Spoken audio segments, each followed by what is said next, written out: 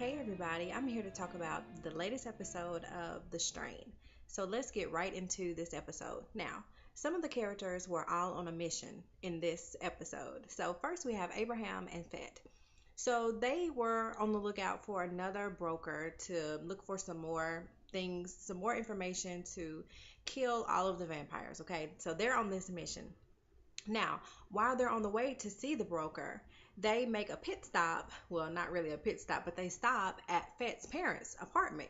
Now, if you remember from maybe a season or two ago, you know that Fett was kind of on the fence with his parents. He showed up once out of like 6 years of not talking to them, and he basically told them that they needed to move out because something horrible was about to happen in the city. But as we find out, they didn't listen.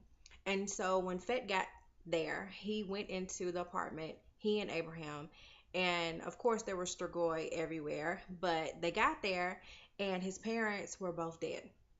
So apparently they both were infected, and instead of just succumbing to their sickness, becoming a vampire, they decided to end their life. So it looks like the father shot the mother and then he shot himself. So they were just laying there on the bed like they were resting.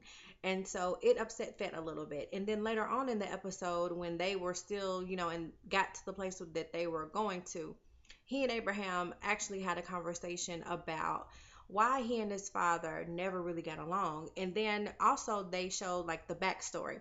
Now, Fett's grandfather, he was in a war. I think he was a Ukrainian soldier.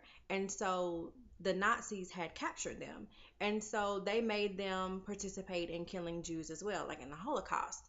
And so that's what Fett's grandfather ended up doing. And so Fett's father, he tried to distance himself away from all of that. And it kind of brought up bad memories because the grandfather was a killer. The father, he didn't want to turn into that because he thought that all of them had some kind of genetic disposition for killing. And if they ever started, they'd never stop. And so when Fett became an exterminator, he was disappointed in him because he thought he was being this killer and he was feeding into this instinct that they had genetically, which I don't think is true. Tell me, what do y'all think about that? The way that his father approached Fett about, see, he wasn't killing people, he was killing vermin. But I mean, now he's killing people, but they're still kind of vermin. He's Fett is not like an instinctual killer. The grandfather wasn't either. He didn't even want to do it. But I mean, what was he going to do? He was going to either get killed himself or kill other people. Which one are you going to do? It's fight or flight. So anyway, so Fett tells him this story, and it kind of explains the reason why he and his father kind of fell out, which is sad because the last conversation that they had together, it was basically Fett trying to make him aware of things, and his father didn't listen. So, oh well. Now, moving on, let's see who else. So, Ephraim, Quinlan, and Dutch, they're all together trying to figure out how to um, disturb the signal between the master and the rest of his minions. And so they get the bright idea to go all the way back to JFK. You remember in the very first, the pilot episode, when Ephraim showed up on the plane. Okay, you remember the plane that was infected. Okay, they went back to that plane to see.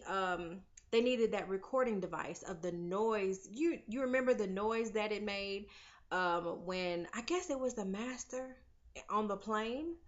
Okay, so you know that humming noise that he sent out? Okay, well, they want to get that box that it's recorded on and examine it and see kind of what the waves look like and all that. So Quinlan goes with them to do it.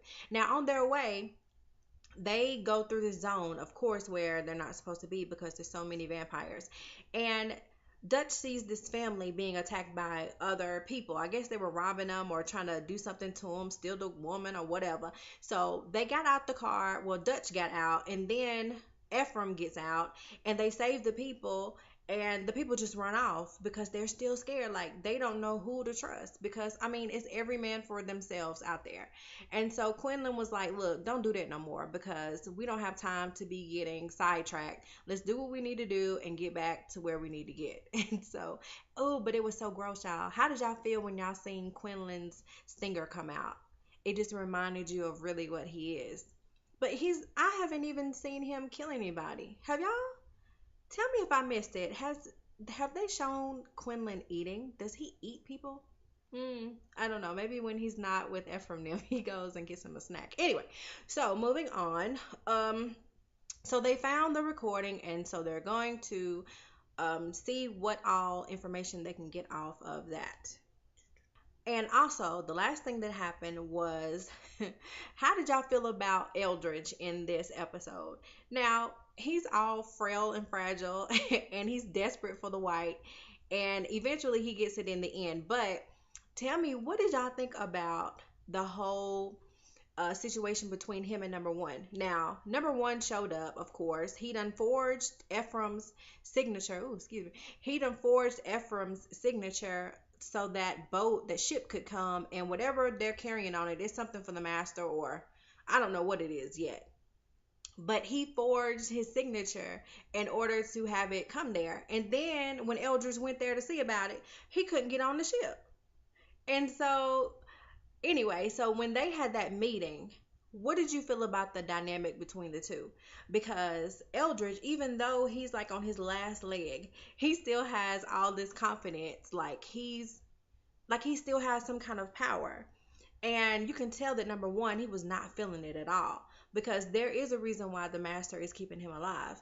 But I mean, really, is he? Because he's not giving him the white. So that's when he met up with Abraham, and Abraham told him, okay, I'm going to give you this white, but you need to drop it in your eyes and make sure you're somewhere where you can fall out, because it's going to be very dramatic when you take it. So Eldridge, he just, oh my goodness, how did y'all feel about the nurse? I felt so bad for her. So the nurse was so concerned about him, and he's like, drop it in my eyes, do what I say.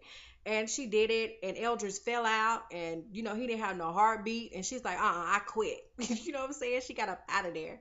But Eldridge woke up and his eyes were bleeding, and it's like he had this new awakening. So I wonder if that special brand of the white is going to sustain him a little bit longer, so that he and Abraham can figure some stuff out. Now, do you think that when Eldridge feels better, he's going to honor what he said to Abraham? Tell me what y'all think about that. But that's basically everything that happened in this episode. If I left anything out, please drop it in the comments below, and we'll keep the conversation going. All right, I'll see you guys in the next video. Bye.